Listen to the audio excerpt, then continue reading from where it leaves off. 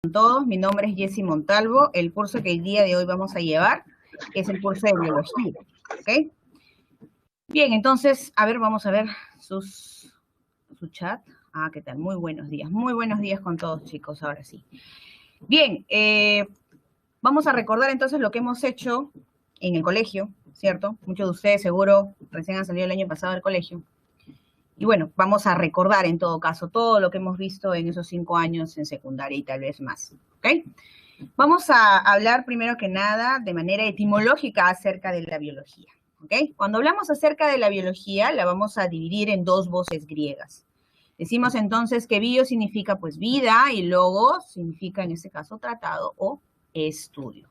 Pero la biología es más que eso, la biología es una ciencia que va a estudiar pues que va a estudiar la vida, ¿no? Ahí dice, la ciencia de la vida. La podemos definir de muchas maneras, ¿ok? Cuando nosotros hablamos de biología, podemos decir que es una ciencia que va a estudiar, en ese caso, no solamente los seres vivos, sino que esos seres vivos, cómo se relacionan con otros, cómo se relaciona con su forma, con su estructura, con su funcionamiento, con la herencia, con la interacción precisamente, no solamente con otros seres vivos, sino con el mismo medio ambiente. ¿Ok? Ahora, esta palabra biología aparece o es acuñada por primera vez, propuesta por Jean-Baptiste de Monnet. Es preciso que nosotros tengamos que recordar a este personaje. ¿Por qué? Porque muchas veces nos han preguntado en admisión, ¿sí? En los años por lo menos 70, 90, han vuelto a preguntar acerca de quién, acerca de él. ¿Ok? Entonces tenemos que tomar en cuenta a este personaje. Luego lo vamos a ver también, evidentemente, cuando veamos teorías evolutivas, por ejemplo. Allí también lo vamos a volver a recordar a la marca. Jean-Baptiste de Monnet es la marca. Bien, como habíamos comenzado diciendo, la biología es una ciencia, y si es una ciencia, entonces tiene que apoyarse de otras disciplinas. Por sí sola no va a explicar a los seres vivos, ella necesita apoyarse de otras disciplinas. Y ahí tenemos, por ejemplo, pues a la bioquímica. Cuando hablamos acerca de la bioquímica, estamos hablando pues de dos disciplinas, no solamente de la biología, sino también de ¿quién? De la química. Es que los seres vivos se componen de ¿qué? Se componen químicamente. Y si decimos químicamente, yo me voy a acordar de quién, me voy a acordar pues de los elementos químicos de la tabla periódica. Y es así, claro que sí, eso es lo que está estudiando los elementos, está estudiando las moléculas, los compuestos químicos que se encuentran en los seres vivos, ¿ok? Luego tenemos aquí a la biofísica, y es otra disciplina en la cual la biología necesita de la física para explicar fenómenos que van a ocurrir en los seres vivos, aquellas relaciones energéticas que ocurren en él. Aquellos procesos bioeléctricos, como por ejemplo, pues, la función nervios, la función músculos, el oído, es la que nos va a explicar, por ejemplo, cómo es que el agua puede ascender desde las raíces hacia las demás partes de la planta, en contra de la gravedad, ¿no? Ella nos va a explicar eso. En el caso de la biología celular, por ejemplo, nos va a ayudar a poder determinar cuál es la función y la estructura de quiénes, de las células. Recordando también que cuando hablamos de célula es la mínima unidad estructural de todo ser vivo. Entonces, ella nos va a ayudar a poder definir, a poder entender por qué es que las células tienen una determinada estructura y una determinada función, porque no todas las células tienen la misma forma, la misma estructura en este caso, ¿verdad? Van a diferenciarse, ¿por qué? Porque tienen diferentes funciones en nuestro cuerpo. Hay células, por ejemplo, como las neuronas, que tienen en este caso la función de transmitir impulsos nerviosos. Entonces debe tener una estructura especializada precisamente para ello. Tenemos también células rojas, y esas células rojas, como los glóbulos rojos, pues también necesitan tener una estructura, una función, en este caso llevar pues oxígeno, ¿no? Entonces también va a tener una determinada forma, una determinada estructura, va a carecer de repente de algunos organelos, que luego lo vamos a ver en un tema en especial, cuando veamos nosotros tejido sanguíneo. Ahí nos vamos a desenvolver mucho más en las funciones, en las características que pueda tener estas células rojas, ¿ok? Cuando hablamos de histología, aunque no lo crean, esta palabrita muchas veces se han confundido y no saben a qué se denomina o por qué significa histología. Entonces, pero bueno, tú no vas a tener ese problema porque ahora vamos a determinar qué significa histología. Yo sé que muchos ya lo saben. Cuando hablamos de histología, vamos a hablar acerca de aquella que se encarga de estudiar ¿a qué? A los tejidos. Muy bien, Alejandra, muy bien, Pilar. Excelente. Los tejidos animales y vegetales. ¿Ok? Pero luego le vamos a dar una denominación, o sea, le vamos a dar una definición a tejidos, que de repente muchos estamos confundidos o tenemos solamente una simple definición. En realidad no es así. La vamos a ver más adelante. La paleontología. ¿Qué estudia la paleontología? La paleontología, si bien es cierto, está estudiando los huesos, me dicen de repente algunos, ¿no? Partes anatómicas, ¿no? Como los huesos, ¿verdad? Los restos fósiles, pero no solamente los restos fósiles, chicos, no solamente los restos fósiles. La paleontología ha ayudado muchísimo, sobre todo para poder darle una razón a esas teorías evolutivas, por ejemplo. Entonces, la paleontología no solamente se limita a estudiar fósiles, sino también va a estudiar, por ejemplo, aquellas impresiones, aquellas huellas que de repente podrían haber dejado un dinosaurio. ¿Quién estudia esas huellas? ¿La va a estudiar quién? La va a estudiar la paleontología.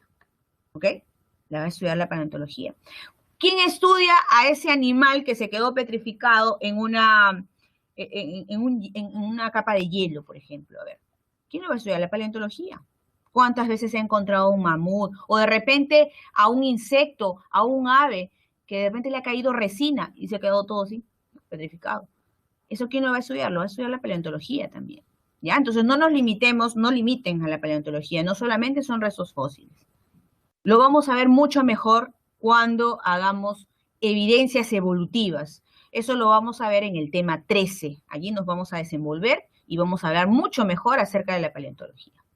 La taxonomía. La taxonomía a nosotros nos atañe bastante. ¿Por qué? Porque la taxonomía primero tiene un principio. Este hecho es de que existe una diversidad de especies. Y el Perú obviamente no se queda atrás, ¿no? Nosotros somos un país en el cual tiene una diversidad de especies. Entonces, precisamente, si acá hay una diversidad de especies, juntamos con todas las que se encuentran en todo el mundo, un montón, ¿verdad? ¿Y qué hacemos? Pues todas las personas podrían darle diferentes nombres y nos estaríamos confundiendo. Para no confundirnos de nombre de esos seres vivos, pues hay que darle uno que sea universal. Entonces, ¿quién se encarga de darle ese nombre universal a los seres vivos? Va a ser pues la taxonomía, porque ella va a estudiar, va a clasificar, va a ordenar, en este caso, a los seres vivos, dándole un nombre científico, dándole un nombre científico. Básicamente se le da dos nombres, ¿verdad? ¿Te acuerdas esos dos nombres que le da Carl Linneo? ¿Te acuerdas? ¿Cuáles son esos dos nombres que le da? Llamado también nomenclatura binomial. ¿Recuerdas o no? ¿Recuerdas? Vamos, a ver, ayúdame. ¿Cómo se llama? Ahí está, Maricielo dice, sí, yo sé. A ver, vamos. ¿Cómo se llama eso?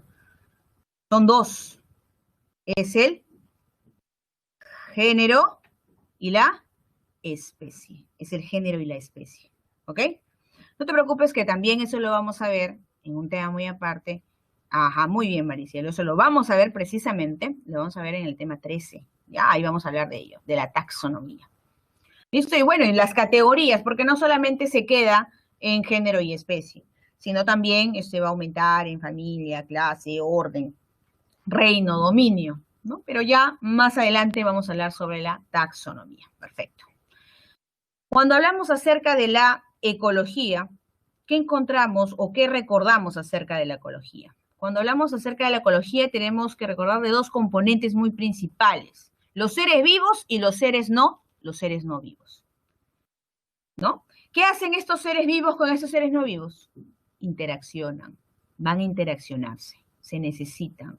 Uno influye sobre el otro. Sobre todo, ¿quién influye más sobre el otro? Los seres no vivos sobre el ser vivo. Eso también lo vamos a ver en todo un tema. en todo un tema. Tema 17, nos vamos a referir de ecología nada más.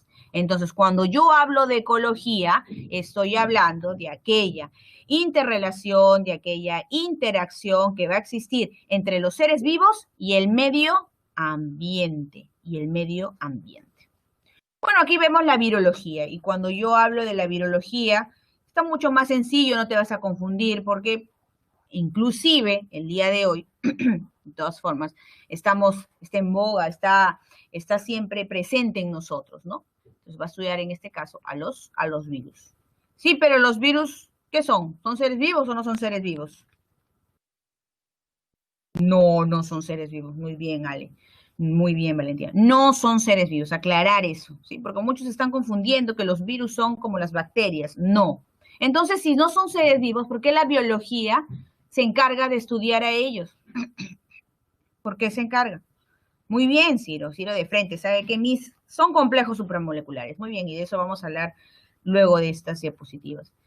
Es que los virus están causando, en este caso, problemas. Muy bien, Alejandra, porque están afectando a los seres vivos. Es por ello que debemos estudiarlos. Muy bien. Excelente tu respuesta. Y hay que estar leyendo mucho sobre este tema de virus, porque yo creo que va a ser un hecho que te hagan una pregunta en admisión, ¿verdad? Yo creo que sí. En la pre, yo me imagino que en un examen es notable que te van a hacer esa pregunta acerca de los virus. Entonces hay que tomar en cuenta sobre todo este tema, ¿ya? Igual nosotros lo vamos a ver también en el tema 3, en la semana 3 lo vamos a ver. La bacteriología, eso también lo vamos a ver en el tema 3. La bacteriología, ¿qué va a estudiar? La bacteriología va a estudiar a las bacterias, ¿no? Ahí vamos a ver, pues, en este caso, a las eubacterias de las arqueobacterias, las vamos a definir, ¿ok? También tenemos todo un tema, vamos a hablar de ello. De quien no vamos a hablar mucho, y quizás lo vamos a nombrar, es a los protozoarios, sobre todo cuando nos están causando, pues, enfermedades, ¿ya? Los protozoarios, bueno, son estudiados por la protozoología.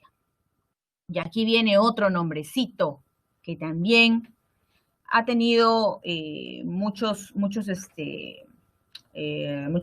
alumnos se confunden con otra más. A ver, vamos a ver, te voy a colocar acá, no sé si voy a poder con este lápiz, y me vas a decir si confunde o no confunde. Uno es micología y el otro, ¿cómo se llama? Es parecido, la malacología. La malacología. ¿Qué estudia la micología? ¿Qué estudia la micología? La micología va a estudiar los honguitos, ¿verdad? Claro que sí. Pero también hay otra palabra muy parecida, y la voy a poner acá abajito, que es la malacología. Malacología. ¿Qué estudia la malacología? La malaco. Malacología estudia los moluscos. ¿Ok?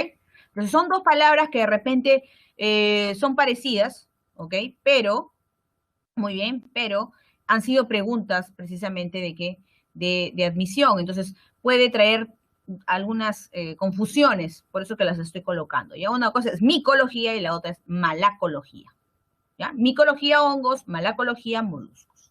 En el caso de la botánica, y en botánica hay que recordar sobre todo a quién, a Teofrasto.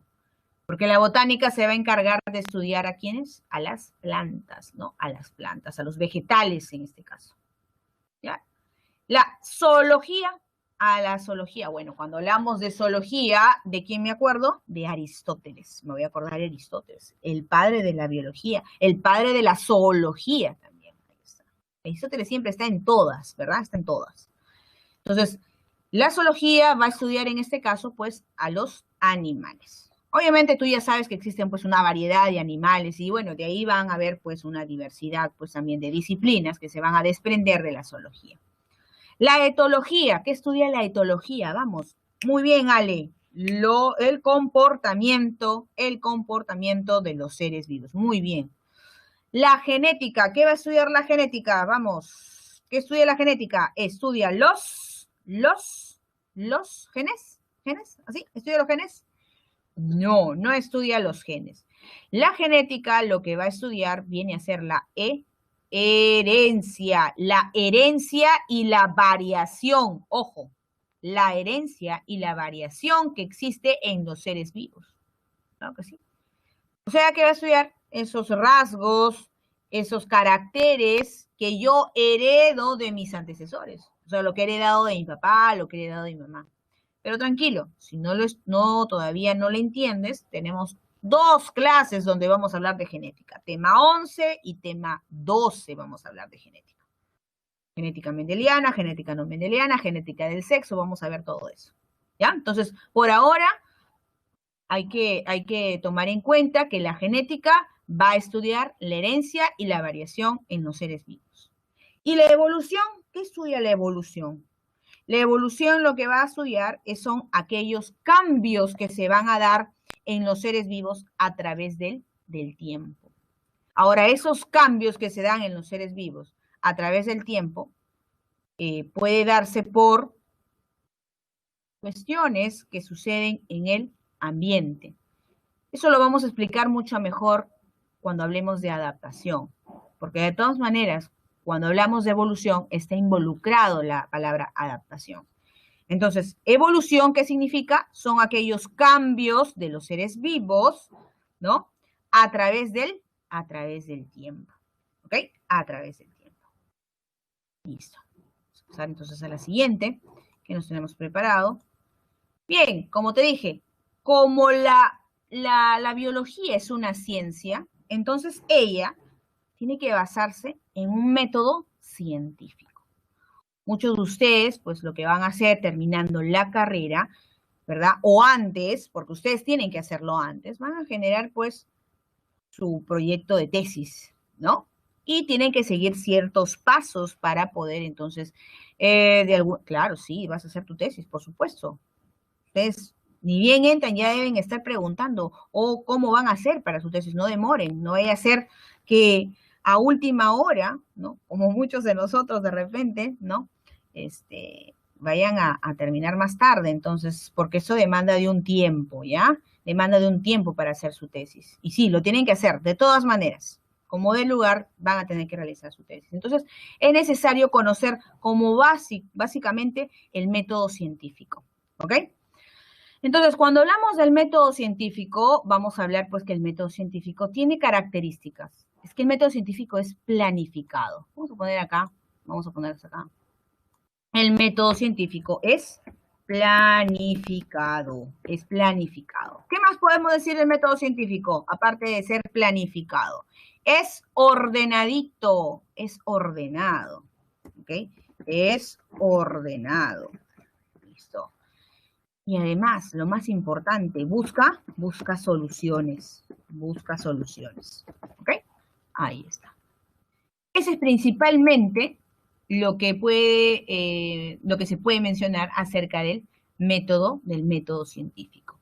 Ahora, cuando hablamos del método científico, tiene, dice, una ordenación, claro. Es que nosotros hablaríamos de pasos, ¿verdad? Pasos ordenados. ¿Cómo son esos pasos? A ver, recordemos esos pasos. El primero de ellos y el más importante es la observación. ¿Qué pasa durante la observación? Allí tú identificas al fenómeno, ¿cierto? Ahí vas a identificar el fenómeno. Vas a observar los hechos que vas a investigar. Ahora, si tú vas a observar ello y estás generando tú un proyecto de tesis, tú no te puedes quedar pues, sí, yo lo vi ese fenómeno, yo conozco porque yo lo vi. ¿Así te quedas porque yo lo vi? ¿Tú te quedas con esa información? No, tú tienes que generar una evidencia. ¿Y cómo genero una evidencia de lo que estoy observando? Registrándolo. Tengo que registrar lo observado. ¿Cómo registras lo observado? Aparte de anotar, fotografiando. ¿Qué más? Necesitas utilizar pues tus cámaras de video, ¿no? Generar evidencias, ¿ok? De esa forma, vas a poder demostrar a futuro sobre tu fenómeno, ¿sí? A investigar, ¿ok? Ahora, aquí resulta que se da la pregunta, aquí el investigador se genera preguntas. Por eso, acá la palabra clave es surge la pregunta. Surge la pregunta. ¿Okay?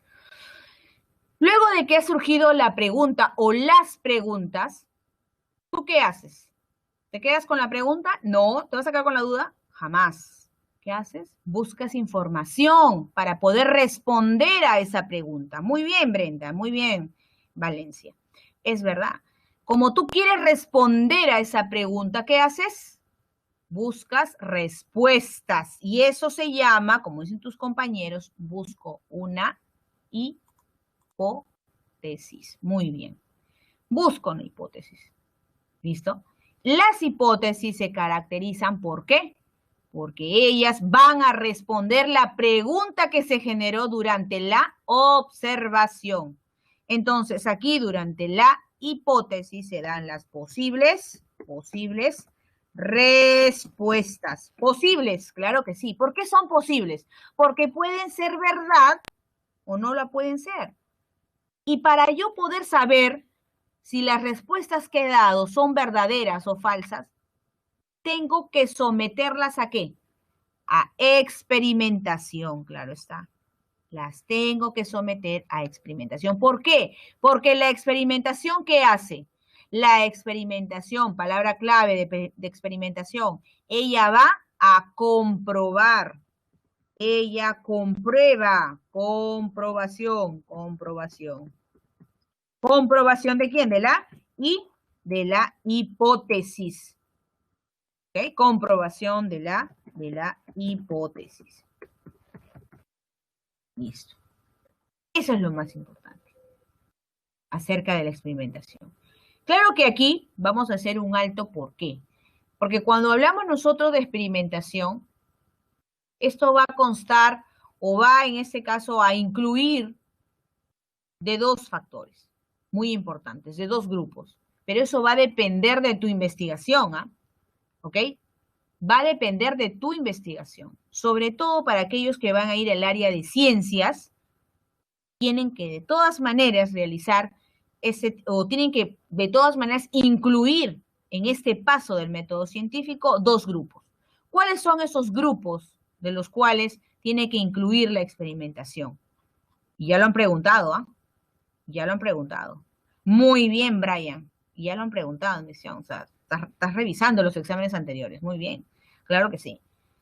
Incluye dos grupos, el grupo control y el grupo experimental. Muy bien.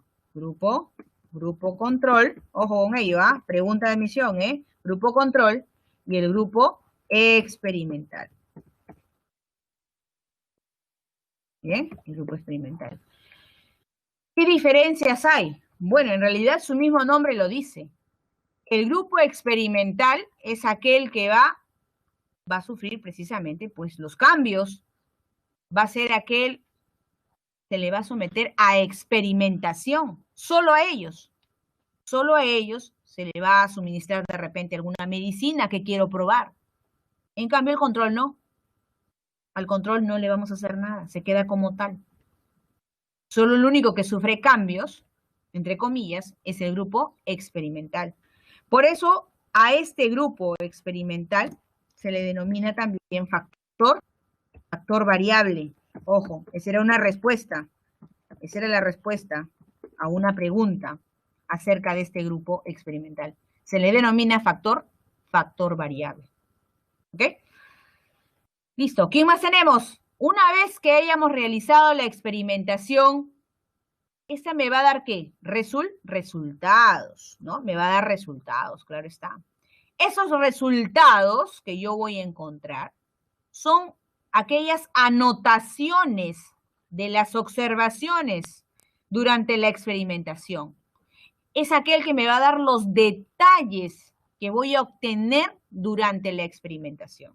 ¿Por qué estoy poniendo énfasis y te hablo y te repito esto? Porque sabes muy bien que esta clase está siendo grabada, entonces tú la vas a volver a repetir una y mil veces, ¿verdad?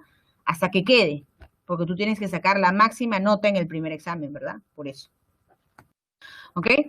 Ahora, esos resultados, esas anotaciones, esos detalles que has obtenido durante la experimentación, tienes que, en este caso, compararlo con otras investigaciones para llegar a una conclusión.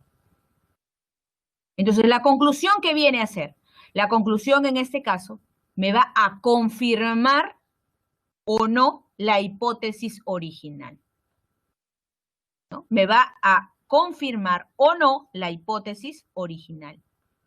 ¿Me va a validar o me va a rechazar la hipótesis? ¿Quién? Las conclusiones. ¿Ok? Entonces, esos vienen a ser básicamente los pasos del método científico. ¿Listo? No te olvides, ¿ah? Primero observación, segundo hipótesis, tercero experimentación, cuarto resultados y por último las conclusiones.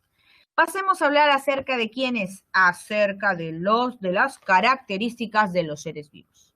Y si hablamos de las características de los seres vivos, me voy a referir pues desde que hablamos de una célula bacteriana, claro que sí. ¿Un protozoario? Sí. De esos me voy a mencionar también. No solamente tú, no solamente las plantas, no, sino también esas características que tienen bacterias, que tienen los protozoarios, por ejemplo. Las características entonces de los seres vivos, una de ellas es el movimiento. Cuando hablamos nosotros acerca del movimiento, ¿a qué nos referimos? Nos referimos a aquel desplazamiento que tiene este ser vivo de un lugar a otro.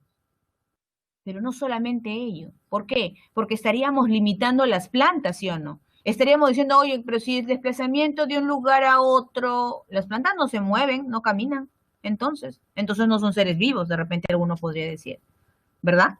Claro, podría decir ello. Pero ¿qué sucede? Sucede que sí hay movimientos internos. Hay movimientos internos en las plantas. Sino, ¿cómo explicamos nosotros que una planta crezca?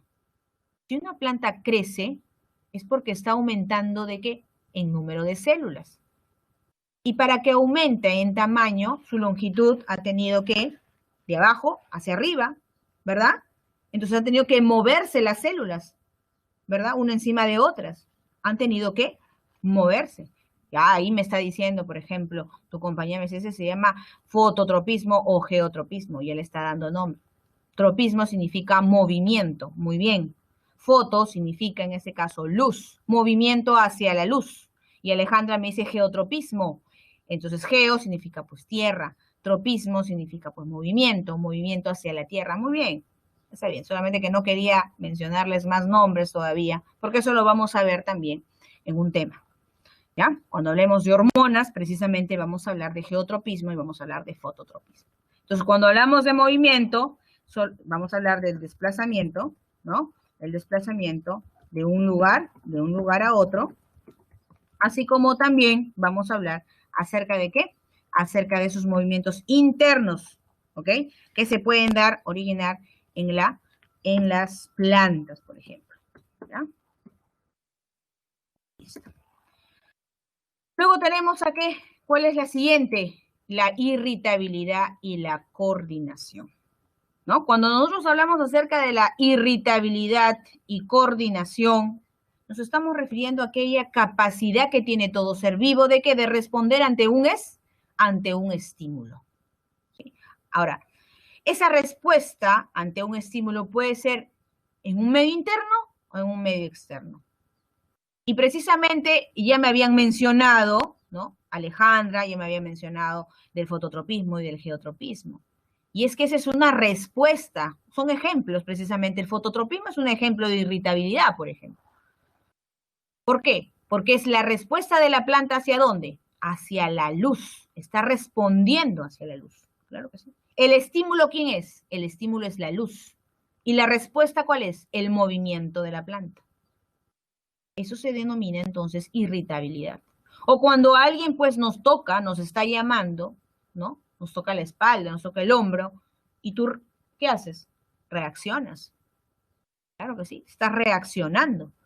Entonces estás respondiendo, dices tú, respondo ante un estímulo. Claro, me tocó, me golpeó y yo respondo. Entonces, pues, irritabilidad. En realidad, cuando hablamos de irritabilidad y de coordinación, hablamos de esa respuesta que, ¿cómo es? Inmediata. Es inmediata. La respuesta ante el estímulo es inmediata. ¿Ok? Luego tenemos aquí al crecimiento. Cuando hablamos de crecimiento, vamos a hablar pues aquí del crecimiento de organismos pluricelulares y de organismos unicelulares. Si hablamos de organismos pluricelulares, ¿cómo crecen ellos? Estos crecen en número y en masa. Ellos crecen en número y en masa. ¿Ok? Pero si hablamos nosotros de organismos unicelulares, ellos solamente crecen ¿en qué? En masa, es decir, en tamaño. Entonces voy a poner acá, si son organismos pluricelulares, ¿crecen en qué? Crecen en número y crecen en masa, es decir, en tamaño y número. Voy a poner entonces para simplificar, porque si no, no va a alcanzar. Y cuando hablamos de organismos unicelulares, nos referimos entonces a quiénes, a aquellos organismos que solamente van a crecer en tamaño, nada más. ¿Ok? En tamaño. Lo que acá puedo hacer. Voy a visualizar. Listo. ¿Ok? Entonces va a haber diferencias pluricelulares y otros que van a ser unicelulares. Luego tenemos la adaptación. La adaptación, como cuarta característica de los seres vivos, también es importante porque eso le permite ¿qué? Le permite sobrevivir a los seres vivos. La adaptación nos permite a nosotros sobrevivir, ¿ok? Cuando hablamos nosotros de adaptación, estamos hablando de esa facultad de los seres vivos en desarrollar propiedades estructurales o funcionales que a ellos les permita sobrevivir, subsistir, ante cualquier condición ambiental,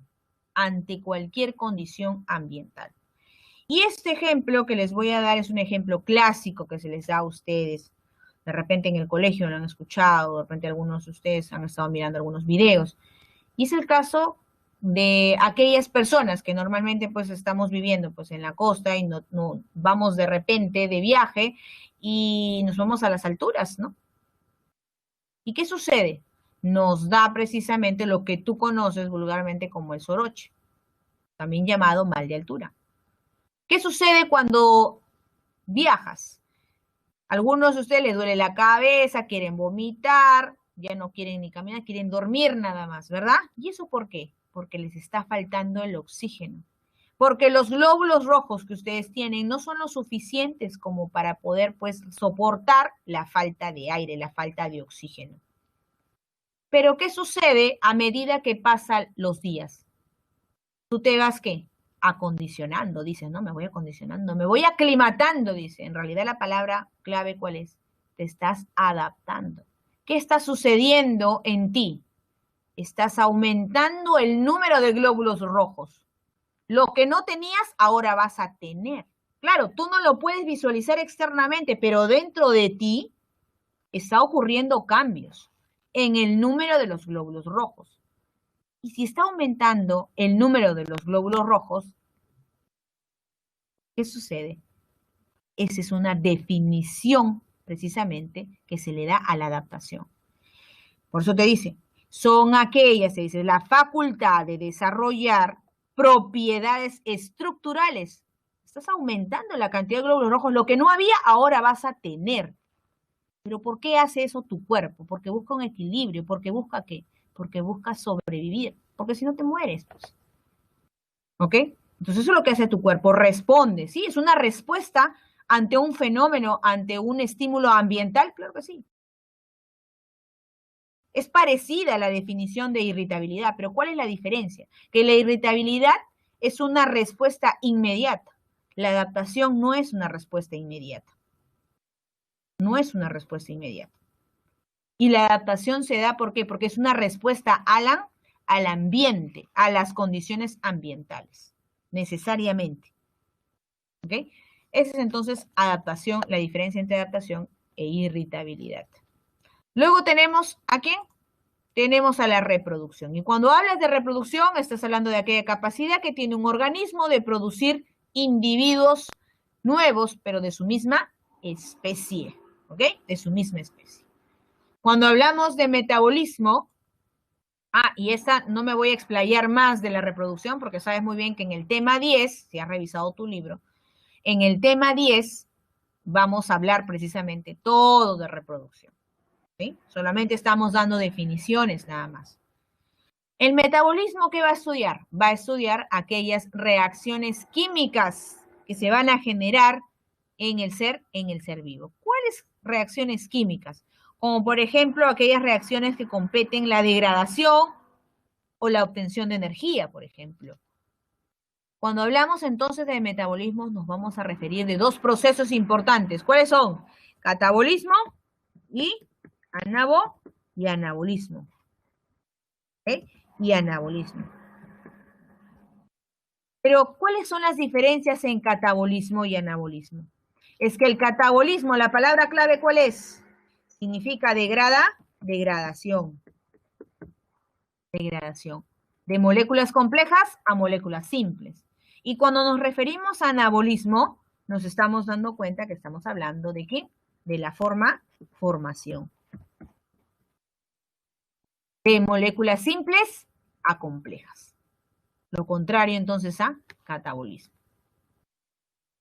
Aparte del metabolismo, otra característica del ser vivo, ¿cuál es? La homeostasis. Y es que los seres vivos no pueden estar en desequilibrio. Siempre buscamos estar en equilibrio. Y eso se denomina homeostasis. Entonces es la capacidad de todo ser vivo de permanecer en equilibrio. El ser vivo busca autorregularse de manera interna.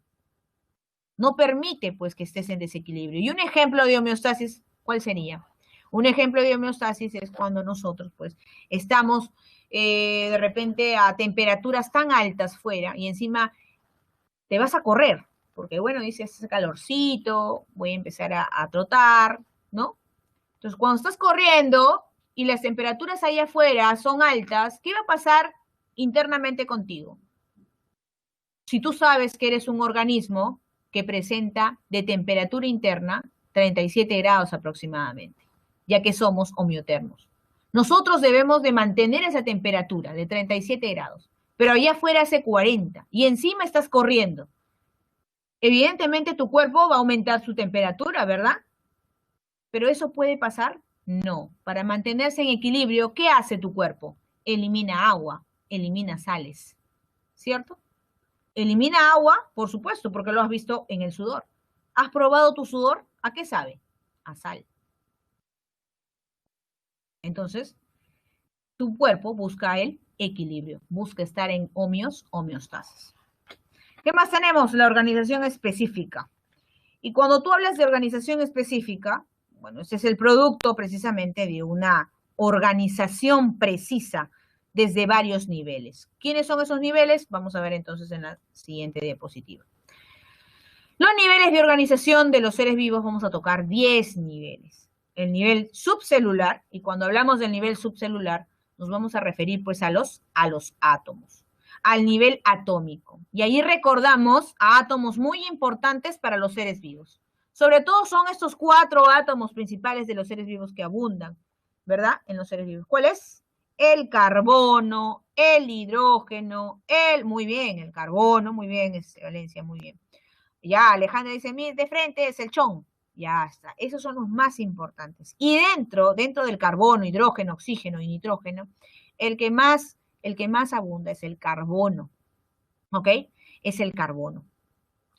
Entonces, esos son ejemplos de qué? Del nivel subcelular atómico. Carbono, hidrógeno, oxígeno, nitrógeno, fósforo, azufre, etc. El nivel molecular, ¿cómo llegamos al nivel molecular? Cuando los átomos interaccionan entre sí. Entonces ahí obtengo que una molécula. Moléculas que son importantes para los seres vivos. ¿Cuáles son? El oxígeno. Muy bien, Ciro. Ahorita lo vamos a nombrar. El oxígeno. ¿Quién más? El CO2, el agua. Muy bien, claro que sí. Claro que sí. El ATP me dice acá Alejandra, claro que sí. ¿Qué más? ¿Qué más sería? Ahí me mencionan los monómeros, precisamente, ¿de quiénes? Los aminoácidos están aquí. en el nivel molecular. ¿Quiénes más? Los nucleótidos. ¿Quiénes más? Los monosacáridos están aquí en el nivel molecular. ¿Ok? Ahora, ¿esas moléculas pueden interaccionar? Claro que sí, pueden interaccionar. ¿Y formar qué? Y formar las macromoléculas y formar las macromoléculas. Un ejemplo de macromolécula, ahí tenemos, las proteínas, los ácidos nucleicos, los polisacáridos, ¿no? Vienen a ser entonces ejemplos de qué? De macromoléculas. Ahora, ¿puedo obtener un complejo supramolecular a partir de niveles de subcelulares? Por supuesto. A partir de macromoléculas puedo obtener complejos supramoleculares. Y ya me habían dado un ejemplo. Precisamente me habían mencionado a los virus, ¿verdad? Los virus. ¿Qué más? ¿Quién es más? ¿Qué ha sido pregunta de admisión? Ya ha sido pregunta. ¿Quiénes? Los cromo. Muy bien, Alejandra. Muy bien, Giancarlo. Claro, eso ha sido pregunta de admisión, precisamente. Eso tiene que estar en nuestra mente, los cromosomas. Y como dice Jordan, se está olvidando de este que es tan importante, el que sintetiza proteínas. ¿Quién es? Los ribosomas. Entonces aquí vamos a añadir los que han sido pregunta de admisión, cromosomas, ribosomas, ¿no? Los virus. Recurrente ha sido las preguntas y estas han sido las respuestas precisamente cuando nos preguntan sobre complejos supramoleculares. Está el nucleolo, están las membranas biológicas, aquí están como complejo supramolecular. Y el nivel organular, cuando me hablan del nivel organular, me están hablando pues de aquellas organelas, ¿cierto? De aquellas organelas. ¿Quiénes son esas organelas? Ahí está el ejemplo de una mitocondria, por ejemplo, ¿no? ¿Quién más? Están, pues, el núcleo, los lisosomas, el cloroplasto, el retículo endoplasmático liso, el retículo endoplasmático rugoso. Muy bien. Maricielo dice, las organelas. Y lo vamos a ver en todo un tema, explicación de cada uno de ellos, las funciones de cada uno de ellos. ¿Ok? Ahora, cuando esas organelas, ¿no? En este caso, están todas ellas interactuando, pues van a formar componentes de ¿qué? De una célula, del nivel celular. Recordar que la célula viene a ser la mínima estructura biológica que tiene funciones, ¿verdad? Que tienen funciones biológicas. Entonces, aquí podemos obtener como célula a una célula, por ejemplo, bacteriana, a una célula como la neurona, a un hepatocito, a un miocito, son ejemplos de ¿qué? De célula. El nivel tisular. ¿Qué es el nivel tisular? ¿Es el conjunto de células? ¿Verdadero o falso? Si te ponen así. ¿Verdadero o falso?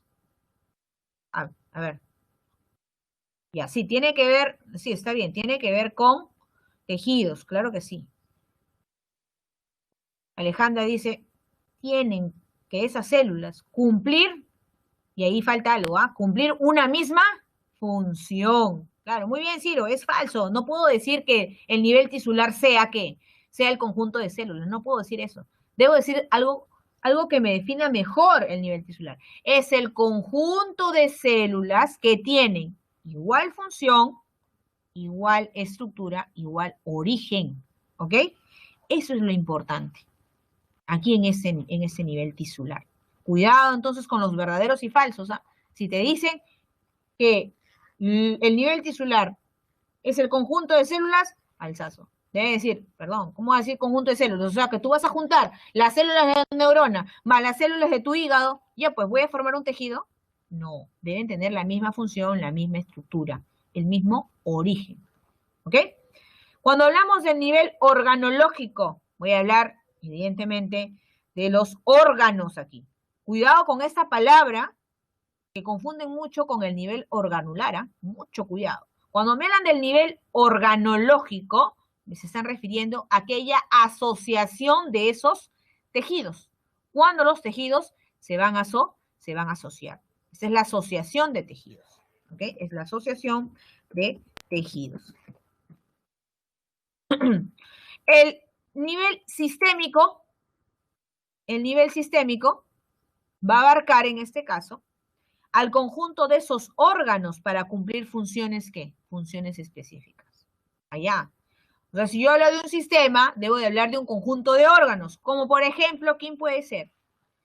A ver, si yo quiero hablar del sistema digestivo, ¿a quién me voy a referir? Estómago. ¿A quién me voy a referir? No sé, intestino delgado, intestino grueso. Y estoy sumando, ¿qué? Estoy sumando órganos. Cuando hablo del sistema circulatorio, el conjunto de órganos, ¿cuáles serían para que me dé un sistema circulatorio? Necesito ahí, pues, al tejido sanguíneo, necesito allí las venas, las arterias, necesito el corazón, ¿verdad? Estoy sumando ahí, ¿qué? Estoy sumando ahí órganos. Todo ese conjunto de órganos que me van a dar un sistema. ¿Y un individuo? ¿Quién es? Un individuo, que también se le denomina, pues, especie, ¿no? Claro que sí. Que se denomina en este caso especie. Estos individuos, ¿qué es lo que tienen? Bueno, tienen las mismas características, ¿verdad? La especie humana, decimos, ¿ok? A ver, voy a parar acá porque creo que alguien me está escribiendo acá. Ah, ya. Mire, aparato y sistema. Ya. Por ejemplo, ustedes han escuchado aparato circulatorio, ¿verdad? ¿Han escuchado aparato circulatorio? Ya. ¿Por qué dicen aparato circulatorio? ¿Es lo mismo que sistema circulatorio? No, no va a ser lo mismo. Pues. Por ejemplo, cuando tú hablas de aparato, vas a unir aquí, en ese caso, dos sistemas. El circulatorio, el sistema circulatorio. Cuando tú hablas del sistema circulatorio más el sistema linfático, ambos forman el aparato circulatorio. ¿Ya? Cuando sumas estos dos para una misma finalidad, estos dos sistemas tienen la misma finalidad. Y eso lo vamos a ver precisamente cuando hablemos de circulación. Ahí vamos a hablar del sistema linfático y vamos a hablar del sistema circulatorio. Y eso se denomina aparato circulatorio, porque todos tienen un fin, la circulación precisamente pues de la sangre. ¿Ok? Entonces, es la suma en este caso de esos dos sistemas. El linfático más el sistema circulatorio me va a dar el aparato circulatorio. ¿Ok? Cuando hablamos entonces de individuos, nos estamos refiriendo a una especie. ¿Ya? A una especie. Compleja, obviamente. Tiene varios componentes. Entre ellos, componentes como varios sistemas. Sistema reproductor, sistema respiratorio, sistema digestivo, ¿no? Ahora, esos individuos, esas especies, ¿ok? Esas especies, interaccionan entre sí, entre las mismas especies, ¿o no? Claro que sí. Nosotros los seres humanos interaccionamos entre nosotros mismos. ¿Y a eso qué se le denomina? A eso se le denomina población. El conjunto de individuos me va a dar una población. ¿Verdadero o falso? Preguntas. Pregunta de admisión. ¿Verdadero o falso? Falsazo, dice Brian. Yo se dice verdadero. Otro me dice falso. Falso, falso, falso, falso. No, es falsazo, pues falsazo. No puedo quedarme con el conjunto de individuos. ¿Qué más me falta aquí? ¿Qué más me falta? Si bien es cierto, es el conjunto de individuos, ¿sí? Pero esos individuos, ¿cómo son? Iguales. Entonces voy a poner acá. Deben de ser de igual especie. ¿Qué más? Muy bien Alejandra. ¿Qué más? Muy bien Brian. Deben de encontrarse ese conjunto de especies en el mismo espacio y mismo tiempo. Igual espacio. Y voy a redundar colocando la palabra igual. Igual tiempo, porque es necesario. Yo sé que ustedes me dicen, es suficiente poner igual espacio, especie y tiempo. ¿Sí? Para que no se te olvide. Esos tres aspectos deben de cumplirse para que se llame población. ¿Ok? Esos tres aspectos. Entonces podríamos decir, ¿no? Las anchovetas, ¿no? Que se encontraron en el litoral peruano en el año 1992 durante el fenómeno del Niño. Perfecto. ¿Qué tiene todo ese texto? ¿A qué se refiere? A una población. Porque me están hablando de anchovetas, plural. Todas son las mismas especies. Ocupan igual espacio, claro, en el litoral peruano, en la costa. En el año 92, mismo tiempo. Cumple. ¿Y las comunidades quiénes son? Cuando me hablas, pues, de comunidad, me estás hablando, pues, de un conjunto de poblaciones. Por lo tanto, si es un conjunto de poblaciones, pero ¿cómo son? Diferentes. Muy bien. Solamente cambia, me dice Alejandra. Me dice diferentes especies. Es lo único que cambia. O sea, es igual al concepto de población, solamente que acá son diferentes especies que se encuentran en un mismo espacio y en un mismo tiempo. ¿Ok? Entonces, es una población o poblaciones que habitan un lugar y una época determinada. ¿Ok? Entonces, acá cuando vamos a colocar lo siguiente. Poblaciones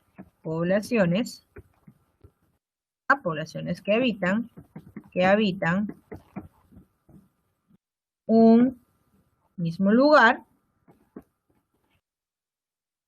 en una época determinada.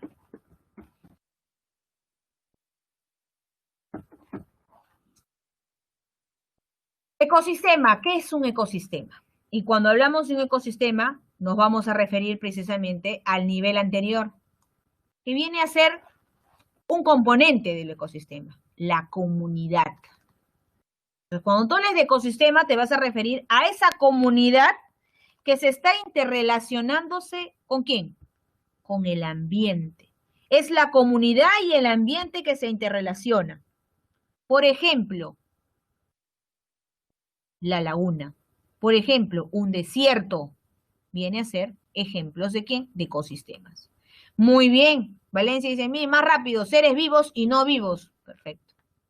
Seres vivos. Otros me dicen biotopo y biocenosis. Ahí aparecen cuántos términos. Que precisamente esos términos vamos a hablar en la semana 17, cuando hablemos de ecología. Allí vamos a hablar de biotopo, de biocenosis, de esos seres vivos, de esos seres no vivos. Por eso cuando tú dices seres vivos, es mejor decir ¿qué? Es mejor decir comunidad. Porque con todos los seres vivos estás hablando de una diversidad, por lo tanto estás hablando de diferentes poblaciones. Entonces es mejor darle el nombre ¿de qué? De comunidad. Entonces cuando hablas tú de esa comunidad más medio ambiente,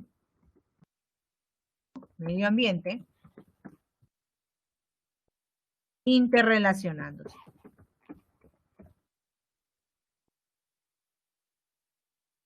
¿Okay? Aquí tenemos entonces un ejemplo de desierto y de una laguna. ¿Ok? Luego tenemos aquí a la biosfera. Y cuando nos referimos acerca de la biosfera, vamos a hablar de aquellos espacios donde se están desarrollando ¿quiénes? Se desarrollan los seres vivos. Entonces es un conjunto de espacios que puede desarrollarse un ser vivo en el suelo, en el agua, en el aire. Entonces aquí hablamos de un conjunto de espacios como por ejemplo el suelo, el aire, el agua.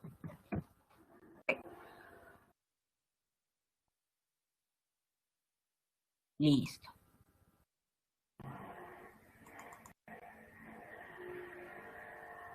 Vamos a avanzar. Entonces vamos a entrar ahora sí a lo que viene a ser la composición química de la materia. Ya habíamos dicho, ¿no?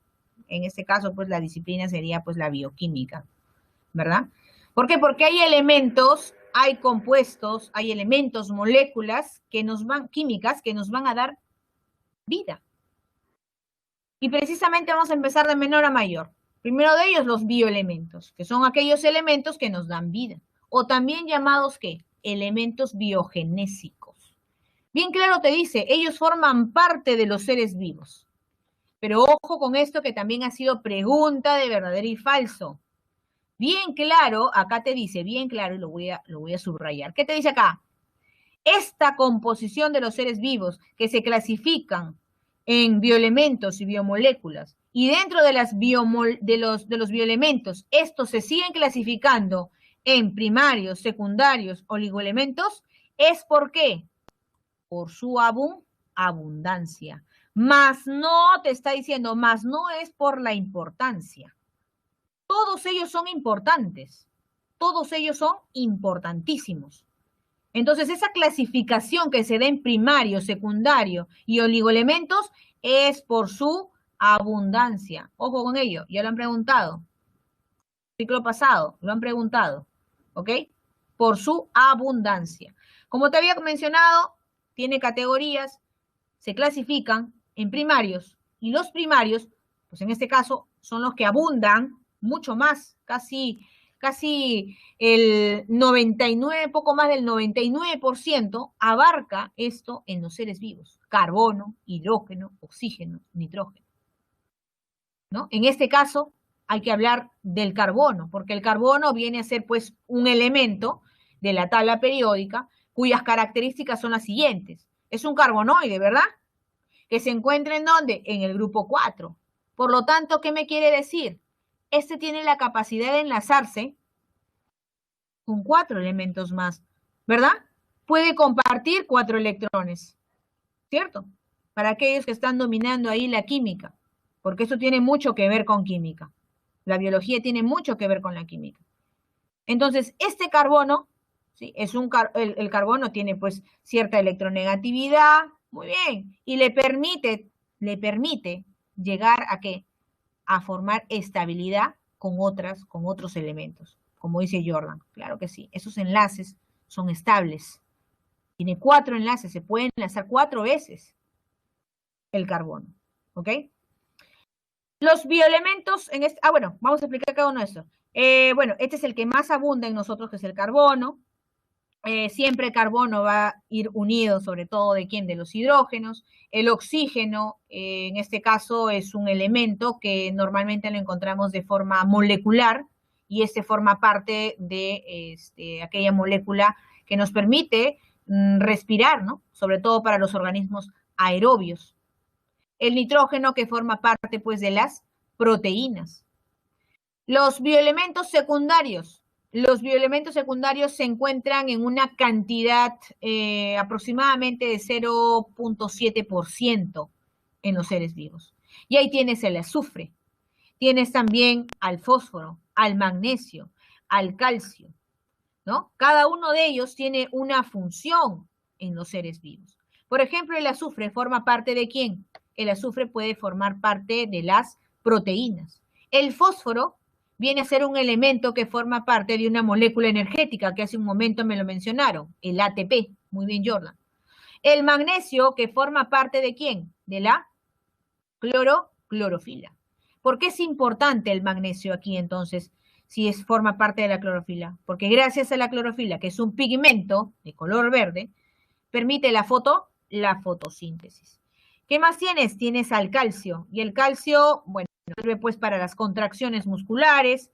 Las vamos a ver actuando durante la sinapsis entre las células nerviosas. También están formando, en este caso, parte de los minerales, componentes principales en los huesos. El sodio, el potasio, que forman parte de las transmisiones nerviosas, del impulso nervioso. Lo vamos a ver eso en el axón, vamos a explicar eso en el tema 9. El cloro, que permite también el balance del agua. El hierro, que forma parte de la sangre, ¿verdad? El hierro que forma parte de la sangre, específicamente de la hemoglobina.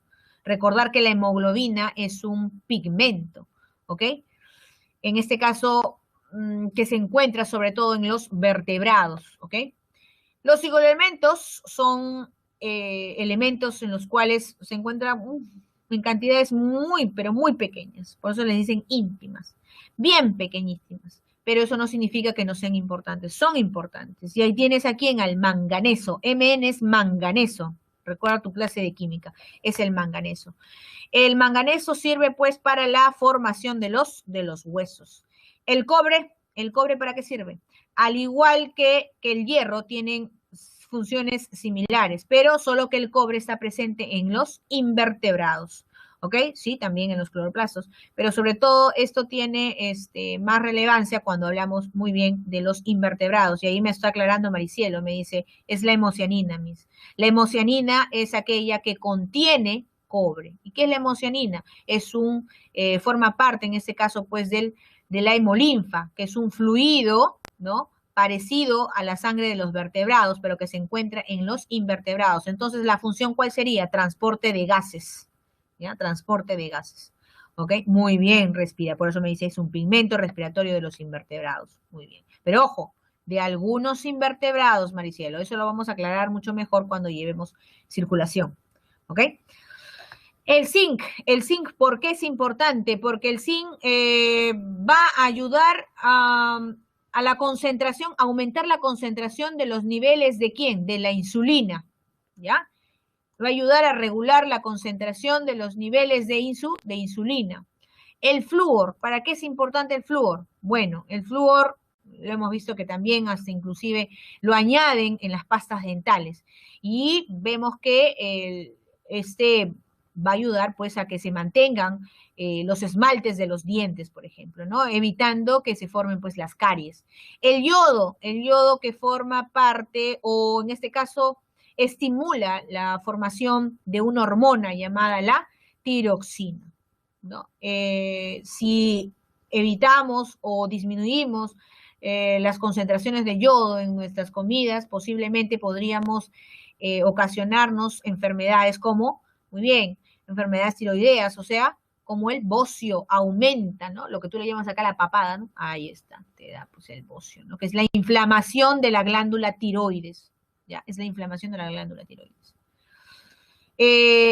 Tienes también al selenio, al cromo, al cobalto, al molibdeno, ¿no? Como oligoelementos. Pasemos entonces a la siguiente lámina.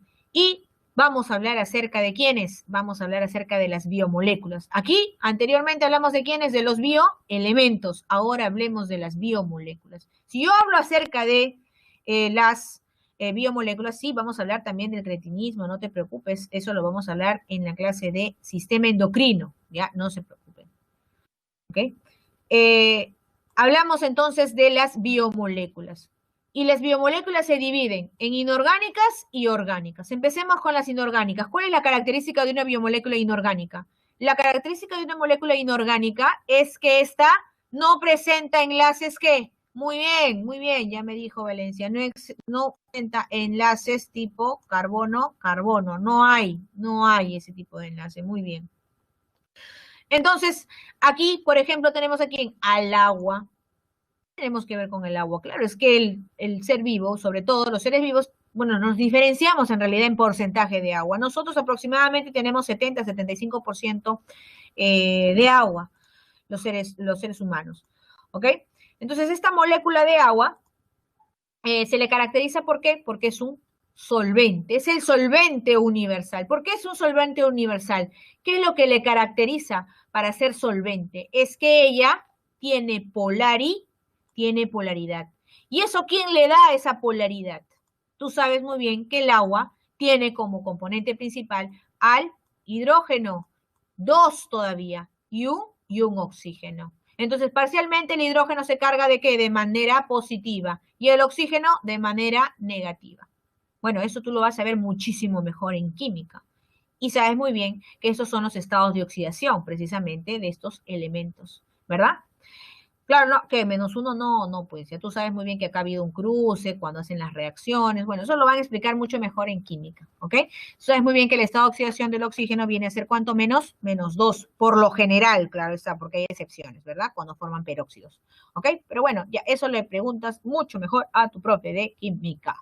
¿Listo? Porque estamos con biología, ¿ok?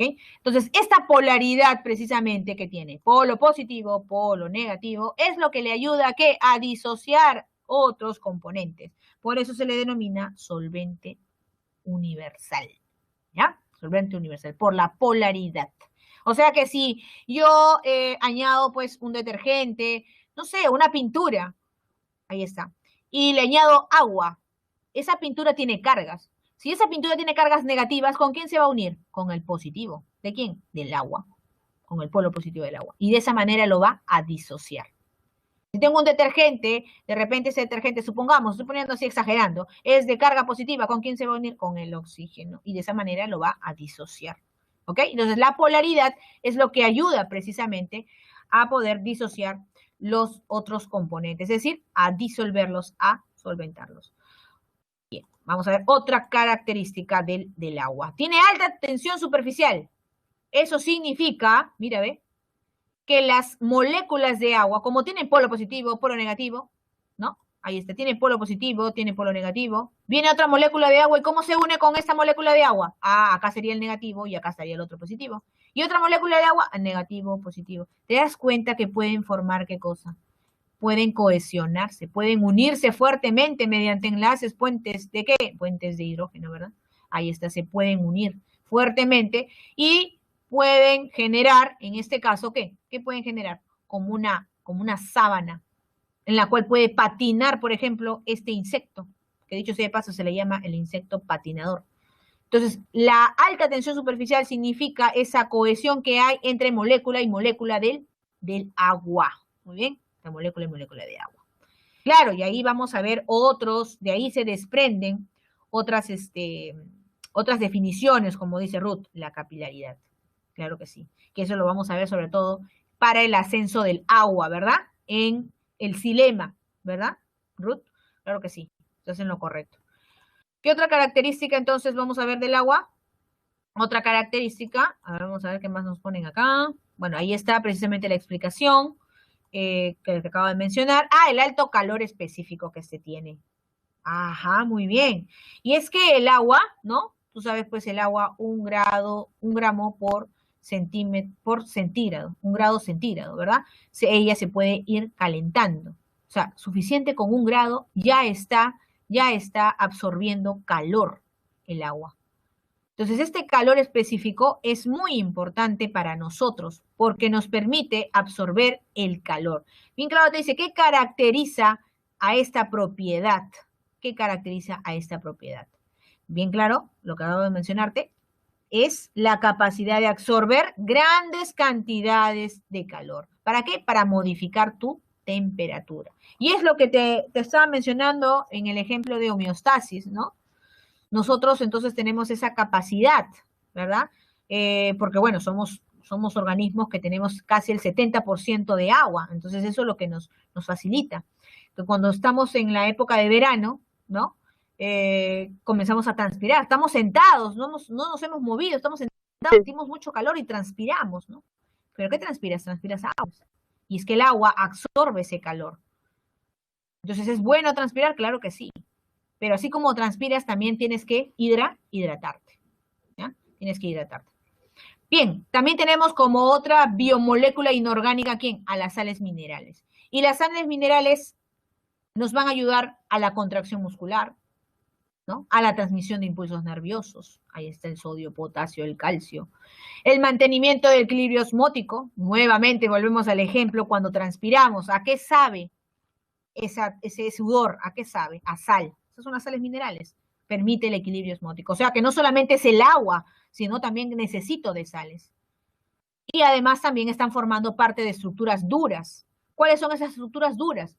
Por ejemplo, las conchitas que se encuentran ¿en dónde? En los caracoles, ¿no?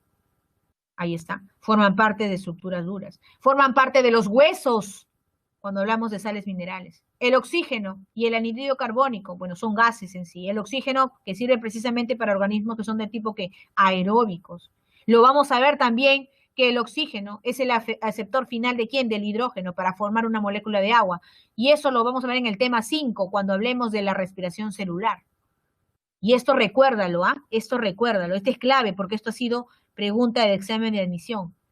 El aceptor final del oxígeno, ¿quién es? En este caso, el hidrógeno, ¿ya? El anhídrido carbónico es el CO2, ¿ok? El CO2 también es importante. ¿Por qué? Porque este permite ¿qué? Este permite que se realice la fotosíntesis. ¿Qué fase? ¿En qué fase? Porque la fotosíntesis tiene fase lumínica y tiene fase oscura. ¿En qué fase es necesario la captación de este CO2? Muy bien, en la fase oscura. Perfecto, en la fase oscura. Allí se lleva a cabo la fijación del CO2. ¿Por parte de qué? ¿De qué enzima? ¿Te acuerdas cómo se llama esa enzima? Que fija el CO2 durante la fotosíntesis, la fase oscura, se denomina rubisco, ¿no? Muy bien, Ciro, muy bien, rubisco. Bien, vamos ahora sí con las moléculas orgánicas y con esto vamos a finalizar con las moléculas orgánicas. Cuando hablamos de las moléculas orgánicas, vamos a referirnos a los carbohidratos, que son también llamados glúcidos, vamos a referirnos ¿a quién? A los lípidos, nos vamos a referir a las proteínas y a los ácidos nucleicos por ahora. De las vitaminas las vamos a ver luego, ¿sí? Cuando hablemos en el tema 6, ¿ok? Para aquellos que ya se están apresurando, ¿listo? Entonces vamos a empezar. ¿Por qué empezamos primero con los glúcidos? ¿Por qué en ese orden? ¿Por qué de los glúcidos nos pasamos a los lípidos? Es que los glúcidos son, en este caso, moléculas orgánicas que contienen carbono, hidrógeno y oxígeno. O sea, es un compuesto ternario, ¿ok? Es un compuesto ternario.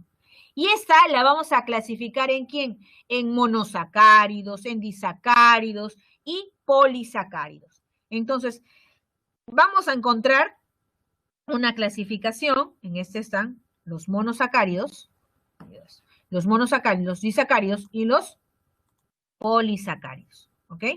El primero de ellos, que son los monosacáridos, que precisamente está en pantalla, ¿no? Estos monosacáridos van a encontrarse compuestos por un número de carbonos. Y dependiendo del número de carbonos que esté presente, ¿ok? Van a tener una función determinada. Sin embargo, no vamos a estudiar todos. Vamos a estudiar solamente a quiénes. A las pentosas y a las hexosas. ¿Ok? Solamente vamos a estudiar las pentosas y las hexosas.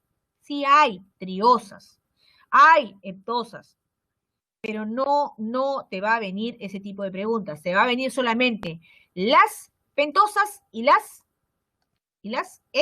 hexosas.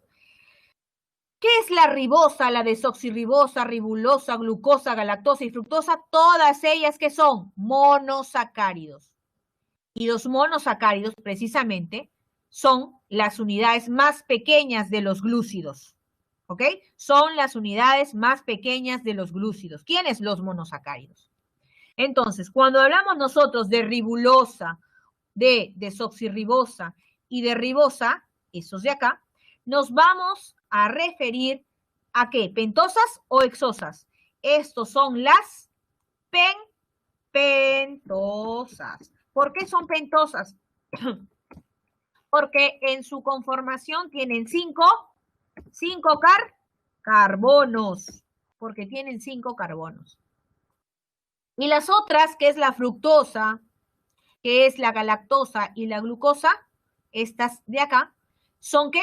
Son hexosas. Son hexosas. ¿Ok? Las vamos a poner acá. Estas de aquí son las denominadas hexosas. ¿Por qué son hexosas? Porque tienen 6 carbonos. Porque tienen 6 carbonos. ¿Listo? ¿Qué funciones o para qué sirve en este caso? Pues la ribosa. Vamos a ver, la ribosa. ¿Por qué es importante la ribosa tener que mencionarla? Porque ella forma parte ¿de quién? ¿Del AR? Muy bien, Ruth. Forma parte del ARN. Forma parte del ARN. ¿Por qué es importante estudiar a la desoxirribosa? Porque ella forma parte del ADN. Por eso. La ribulosa, y la acaban de mencionar ustedes. La ribulosa viene a ser aquella precisamente enzima denominada rubisco, ¿no? Es la que va a fijar el CO2. Fija CO2, ¿ok? Esa es la ribulosa, ¿ok? Entonces, todos ellos que son pentosas. Ahora vamos con las hexosas.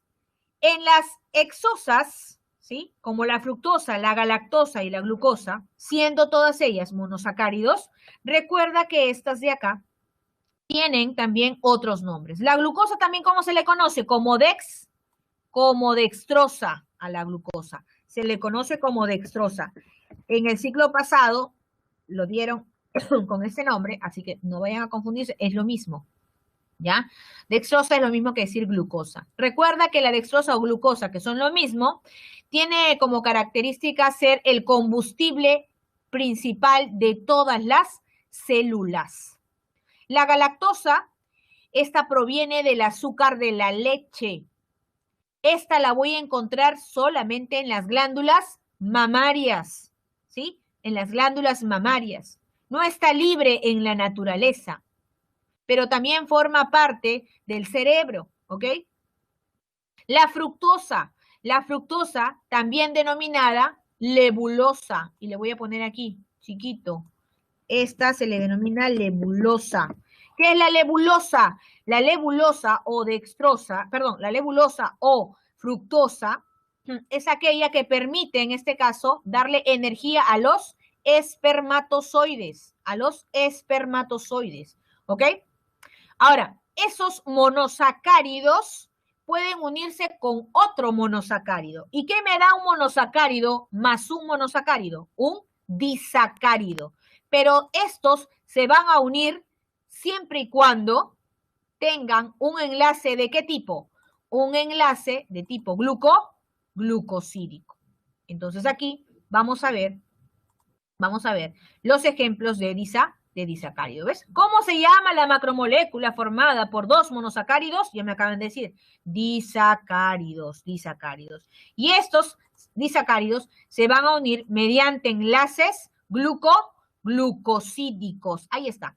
Ustedes lo van a encontrar en las diapositivas. ¿Cómo se denomina? Enlaces glucosídicos. Sumo mono más otro mono se enlazan mediante enlace glucosídico. ¿Ok? ¿Cuántos disacáridos debo de recordar? Debo de recordar 3 disacáridos. Lo más importante, sacarosa, lactosa y maltosa.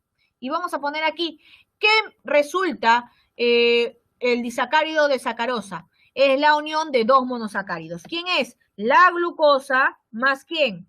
La glucosa más ¿quién? ¿Más quién? A ver, quiero ver. Muy bien, más fructosa. Voy a poner acá entonces la F de fructosa. La lactosa, ¿qué es la lactosa? Sigue siendo glucosa más ¿quién? Glucosa más ¿quién? Más galac, muy bien, más galactosa, muy bien, más galactosa. La maltosa, ¿qué es la maltosa? Es la glucosa más glucosa, perfecto. ¿Quiénes son estos? Monosacáridos más otro monosacárido me da un disacárido, ¿ok? Listo. Bien, pasemos entonces a hablar acerca de quién.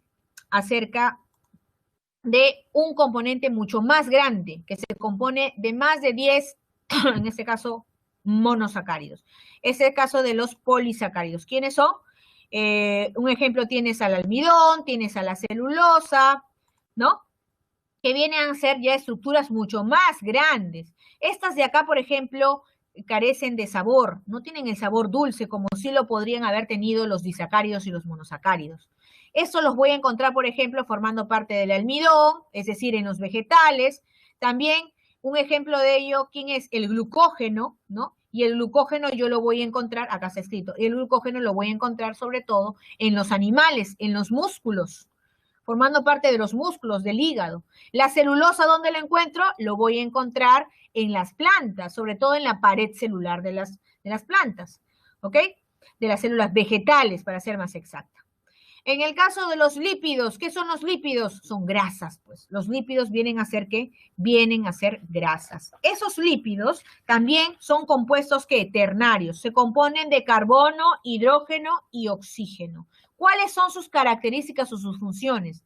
Ellos nos permiten reservar energía, nos permiten aislar temperaturas y electricidad. Y no me vas a dejar mentir, ¿sí o no? ¿Por qué?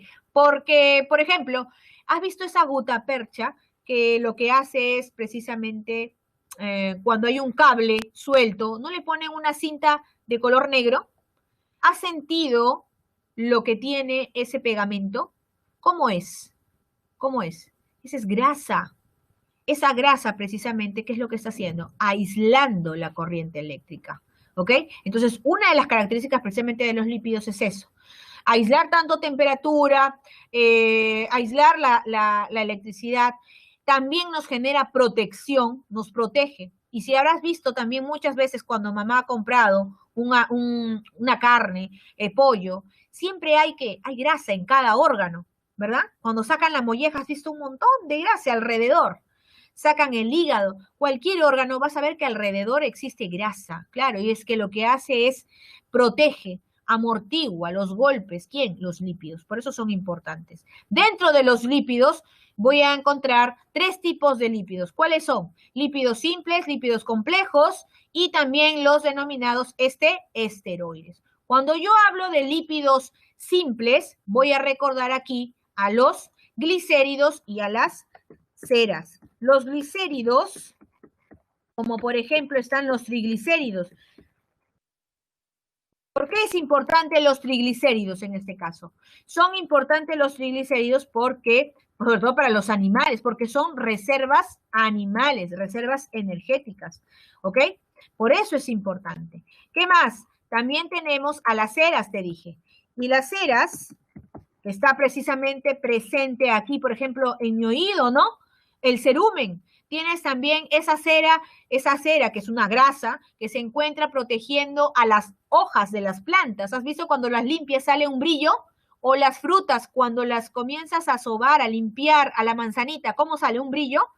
Eso también es una cera. Ese brillo me indica que es un lípido, es una cera. En este caso, un lípido simple. ¿Cuál es la función de la cera, sobre todo? Brindar la impermeabilidad. Pregunta de admisión. Ojo, con esta palabra vino. Impermeabilidad. Para eso nos ayuda las ceras. Ahí tenemos, pues, aquellas ceras que se encuentran, como les digo, en los frutos, ¿no? Como la cutina, ¿no? En la misma piel también vamos a encontrar ceras. La lanolina también, que se encuentra en la lana. El cerumen, que ya te dije que se encuentra en el oído, por ejemplo. También tenemos los llamados lípidos complejos. Y aquí nosotros nos vamos a referir a aquellos lípidos complejos como los fosfolípidos. ¿Dónde voy a encontrar los fosfolípidos? Los fosfolípidos los voy a encontrar sobre todo en las membranas celulares, ¿no? En las membranas celulares, ¿ok? Ahí lo vamos a encontrar, así también como los esfingofosfolípidos. Esto lo vamos a estudiar mejor cuando veamos precisamente célula eucariota. Ahí nos vamos a explayar sobre ese tema, vamos a hablar de los componentes de un fosfolípido. Los esteroides, ¿quiénes son los esteroides? En el caso de los esteroides, son muy diferentes a quienes, a la composición de los lípidos simples con los lípidos complejos, ¿ya? En el caso de los esteroides, por ejemplo, lo vamos a ver formando parte de las hormonas sexuales. ¿Quiénes son las hormonas sexuales? La testosterona, la progesterona, por ejemplo, ¿no? Está también presente, en este caso, formando parte de la vitamina D. ¿Para qué sirve la vitamina D? Porque fija el calcio en los huesos.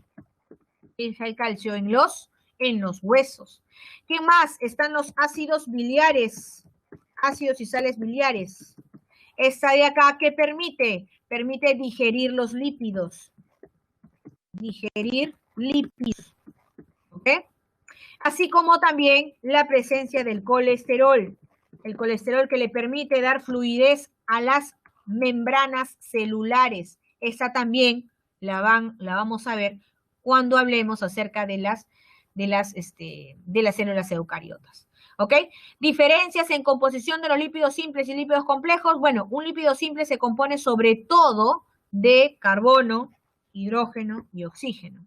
En cambio, un lípido complejo, aparte de tener carbono, hidrógeno y oxígeno, puede tener otros muy bien, como el fósforo, como el azufre, me dice tu compañera perfectamente. Carbono, hidrógeno, pero también puede tener fósforo. ¿Ya? Listo, pasemos a la siguiente entonces. Y nos encontramos rápidamente con las proteínas. Y cuando hablamos acerca de las proteínas, vamos a hablar acerca de ¿quién? Acerca de esa molécula que se encuentra abundante en nuestro cuerpo. Las proteínas son las moléculas que se encuentran en abundancia en nosotros. Más que el agua, sí, más que el agua, las proteínas. ¿Ok? Pero ¿cómo forma una proteína? A partir de sus monómeros. ¿Quiénes son esos monómeros? ¿Cómo se denominan? Ahí está bien claro.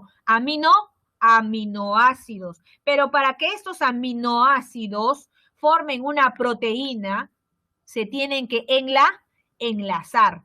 ¿Cómo se llama el enlace entre aminoácido y aminoácido? Se llama enlace peptídico. ¿Ok? Pero para ello hay que conocer precisamente ¿a quién? Hay que conocer a esos aminoácidos. Esos aminoácidos, ¿sí? Ahí está, que son los monómeros de una proteína, esos aminoácidos se componen, bien claro dice acá, grupo amino, grupo, en este caso, carboxilo. Y el central, que en este caso pues está constituido por un radical, que puede ser cualquiera, ¿no? El carbono y el hidrógeno. Esto no te preocupes porque está en tu material, en el material que a ustedes se les ha entregado, presenta esta estructura y está explicado precisamente cada parte, ¿ya? Entonces, este de acá se une con otro aminoácido para formar una proteína, con muchos otros aminoácidos para formar proteínas, ¿ok? Entonces, ¿cómo se llama ese enlace? Ya muchos ya se recordaron, es el enlace peptídico, ¿ok? Ahora, cuando hablamos nosotros acerca de las proteínas, tenemos que hablar que ella, si bien es cierto, se encuentra en mayor cantidad en nosotros, ¿verdad? Se encuentra en mayor cantidad en nosotros. Entonces ella debe estar generando funciones. Y es verdad, sí, genera muchísimas funciones, ¿ok? Genera muchísimas funciones. Ahí está de lo que les hablaba el enlace peptídico. ¿Cuáles son esas funciones precisamente que tienen pues las proteínas? Y voy a agarrar todo este campo, voy a poner aquí, para recordar todos juntos cuáles son esas funciones que cumplen pues las proteínas. La primera de ellas, ¿cuál es? La hormonal. Y hace un ratito estaban mencionándolos algunos de ustedes.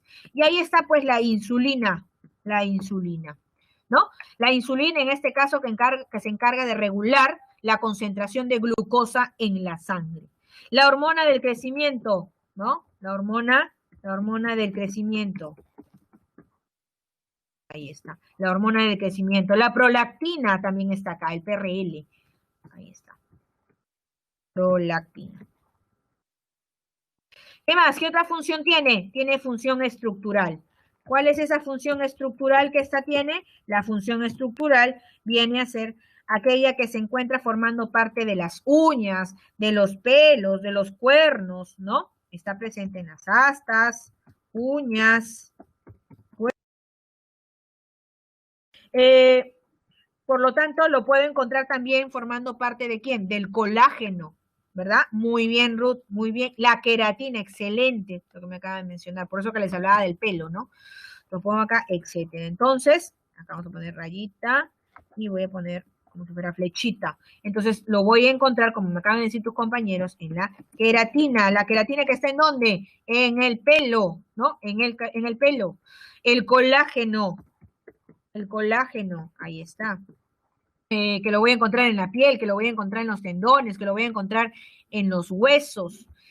También está la elastina. La elastina, ¿qué es la elastina? Es aquella que se encuentra, proteína que se encuentra ¿en dónde? En las arterias, ¿ok? Esto por si acaso que te lo pongo, está en las arterias. Ahí está en las arterias. ¿Ok? Las histonas, ¿o no? Las histonas también son proteínas, ahí está, que permiten que la molécula de ADN se enrolle. Eso lo vamos a ver también cuando hablemos de célula eucariota. Ahí vamos a hablar de las histonas. ¿Listo? ¿Qué otra función tiene? Otra función de transporte. Ya me habían comentado, ya. Han estado hablando de transporte. ¿Cuál es la función de transporte? Transporta gases. Ajá, transporta gases. Por ejemplo, ¿quiénes están aquí? Por ejemplo, tenemos a la hemoglobina, a la hemocianina, al citocromo. Hemoglobina, hemocianina. ¿Qué transportan? Gases. El citocromo, pero en este caso usted no es gas, ¿no? Citocromo C, para ser exacta. Citocromos. Como un transportador de electrones durante la respiración. Acá lo voy a poner. Ya, transporte. Electrones. Durante la respiración. ¿Ok? Listo. ¿Qué más? ¿Qué otra función tiene esta? Las proteínas. ¿Cuál es la otra función? Función de reserva. Si hablamos de la función de reserva, ahí tienes a quién. Reserva. ¿Quiénes tenemos? La ovoalbúmina. Ovoalbúmina. ¿No? Esa se encuentra ¿en dónde? En el huevo. ¿Qué más? Tienes la caseína de la leche. Esta está en la leche, en el otro está en el huevo. ¿Ok? Caseína. Vamos ahí, caseína. ¿Ok? ¿Qué más? Tiene función que protectora. Tiene función protectora. Y la función protectora es porque esta nos defiende. Defensas. Ejemplo, ¿quiénes? Los anticuerpos, ¿no? En contra de los virus. Función enzimática, enzimas. ¿Cuál es la función enzimática? ¿Cuál es? Que tiene la función catalítica. Función catalítica. Es decir, esta nos permite acelerar las reacciones químicas.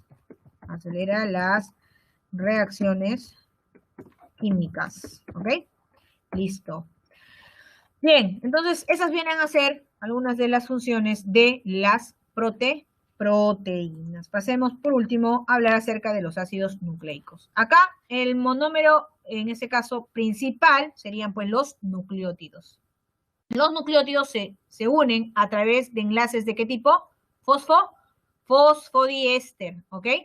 Cuando hablamos de un ácido nucleico, decimos, es la composición de varios nucleótidos, pero un nucleótido se compone de un grupo fosfato, de un grupo de una pentosa y de una base nitrogenada. Sin embargo, ya han habido preguntas en admisión, y no me van a dejar mentir para aquellos que están resolviendo, ¿no? Y te dicen que, o aparece la palabra ¿qué? Nucleócido, ¿verdad? Claro que sí.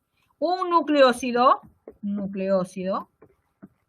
ahí está, un nucleócido está compuesto ¿de quién? De una base nitrogenada y de una pentosa, ¿ok? Entonces, cuando me hablan de nucleótido puede ser grupo fosfato más nucleócido, que me da un nucleótido. Ahora, las bases nitrogenadas se dividen en dos. ¿Cuáles son? Las pirimidinas y las purinas. ¿Quiénes son las pirimidinas? Las pirimidinas son uracilo, citosina y timina. Y las purinas, adenina y guanina. ¿Ok? Adenina y guanina. ¿Listo?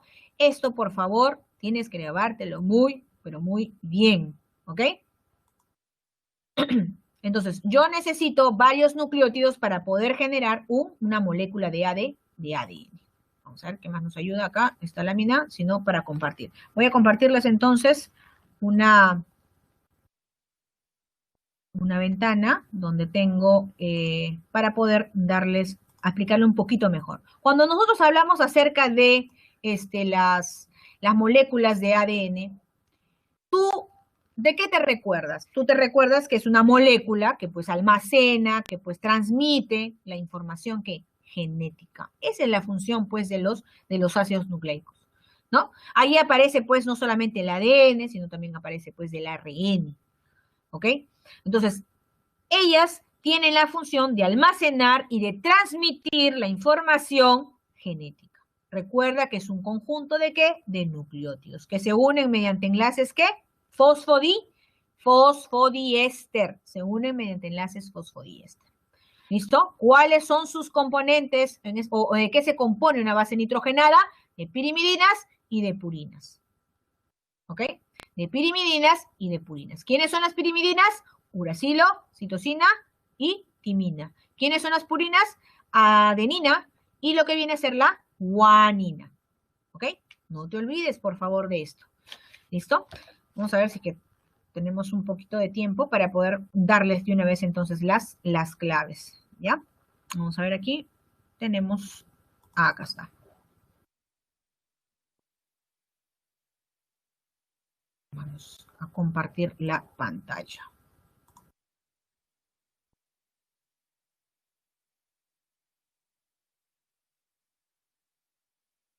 Ya está. ¿Se logra visualizar en este caso? Sí. Bueno, está cargando. Está cargando. Bien. Esta es la semana 1, ustedes tienen este boletín, ¿ok? Y acá quería explicarles, sobre todo ya para ir culminando la clase y darle las encuestas, ¿sí? Bien, acá quería detenerme. Esta es una doble hebra, ¿no? Ahí está. Entonces lo que tenemos aquí es la cadena del ADN, ¿no? Lo que estoy observando en este lado de aquí es que hay nucleótidos que se están uniendo. Entonces la unión entre nucleótido y nucleótido, pues se va a dar a partir de enlaces fosfodiéster. ¿Dónde lo voy a encontrar este enlace fosfodiéster? ¿Dónde lo encuentro? A ver, ¿estaría en dónde? Estaría aquí. Voy a ponerle otro colorcito, no sé si es el color. Ahí está. Estaría a partir de acá. Esto sería el enlace fosfodiéster. ¿Ok? A partir del carbono 3 y del carbono 5. ¿Ok? Esos son los enlaces fosfodiéster. Estos de acá, ¿qué son? Los enlaces puentes de hidrógeno. Estos son los enlaces que se van a dar entre las purinas y las pirimidines. ¿Listo? Bien, chicos, entonces con esto ya culminamos. Si no ha quedado clara la última parte, saben ustedes que tienen un multichat para poder pedir en este caso alguna explicación más, ¿ya? Les voy a dejar entonces una encuesta para que ustedes la puedan responder, ¿sí? Vamos entonces voy a compartir dónde está esta encuesta.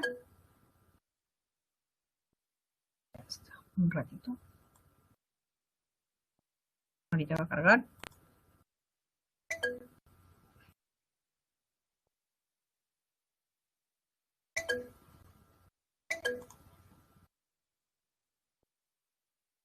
Listo, chicos.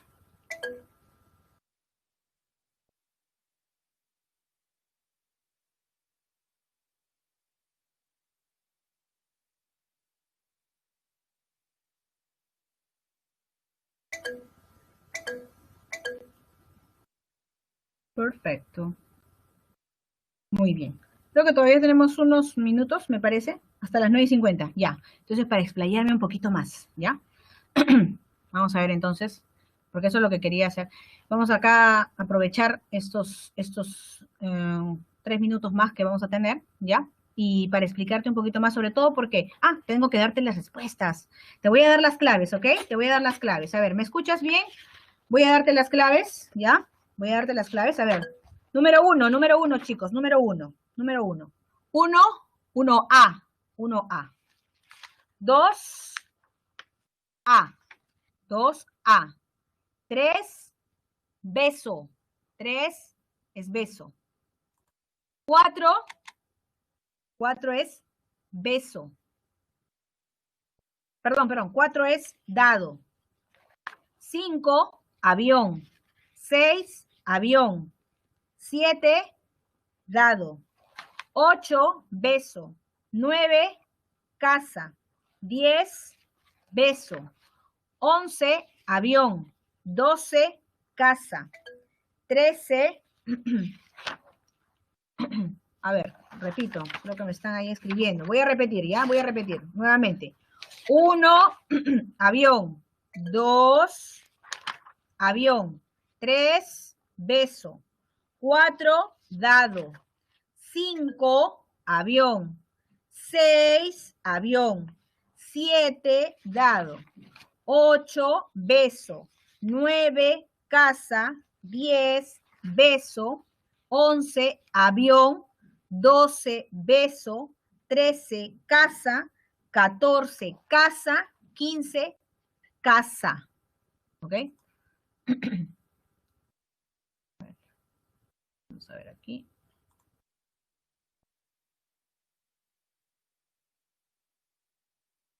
Como todavía hay tiempo, los voy a poner, ¿ya?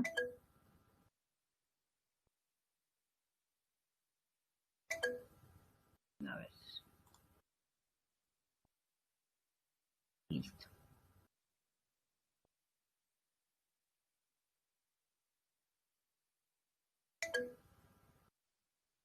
Ya está. Entonces acá están las respuestas que les había dado, ¿ya? Más bien, discúlpenme por ahora que estaba en el otra aula, si no hubiéramos tenido unos minutos más, ¿ya? Ahí está la respuesta de la número 1, ¿no? Ahí está para aquellos que todavía no lo han copiado. Tienes también acá la segunda, ¿no? Ahí está la A, ¿no? La tercera, la cuarta, la quinta, la sexta y la séptima. Acá está la 8, que es beso, 9, que es casa, 10, que es beso, 11, que es avión, 12, que es beso, 13, que es casa, 14, casa y 15, casa. ¿Listo? Ya sabes, no te olvides de ingresar a tu multichat. Conmigo es entonces hasta la próxima semana. ¿Ya? Gracias, Miss. Sí. Voy a guardar esto.